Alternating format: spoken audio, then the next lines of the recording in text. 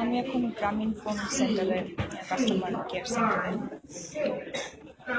আপনারা কোটি কোটি টাকা খরচ করে বিজ্ঞাপন বানান, আপনারা বায়োমেট্রিক্স কি হাবিজের পদ্ধতিতে সিম রেজিস্ট্রেশন করার জন্য মাথা খারাপ করে ফেলছেন, কিন্তু আপনাদের এত বড় সেন্টারে পানি খাওয়ার জায়গা নেই কেন? একটা একটা পানির কিছু নাই এখানে। 350 মতো মানুষ, কমপক্ষে কমপক্ষে 350 মানুষ। হ্যাঁ, আপনারা একটা ফিল্টার রাখতে পারেন না পানি খাওয়ানোর জন্য? এবং লাস্ট 4 দিন আমি আসার পরেও এখন পর্যন্ত আমি আমি জানি না এখনো সার্ভার ডাউন কিনা। কল লিস্ট ওঠাতে চাচ্ছি, আমি পাচ্ছি না।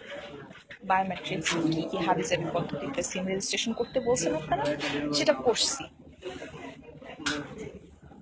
আমি একজন কাস্টমার হিসেবে আমি চাইতেই পারি অনলাইনে ফোন করে সার্ভারটা ডাউন আছে নাকি ডাউন নাই সেটা আমি জানতে চাই, সেটা আমার অধিকার। যদি সেই অধিকার আপনারা ঠিকঠাক রাখতে না পারেন, তাহলে কিসের জন্য কোটি কোটি টাকা খরচ করে এসব বিজ্ঞাপন বানান আপনারা?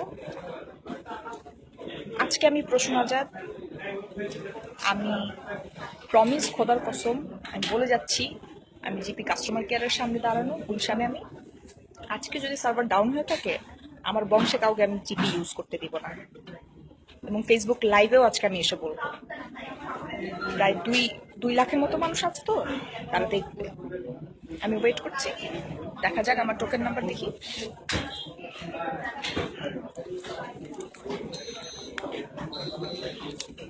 টোকেন নাম্বার হচ্ছে 399। আর কাউন্টার এখানে কয়টা?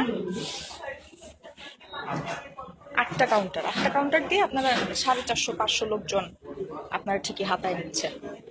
আপনারা টাকা নিচ্ছেন, আপনারা মেগাবাইট বিক্রি করছেন, সবাই ব্যবহার করছে, ঠিকঠাক সার্ভিস আপনারা কেউ দিতে পারছেন না।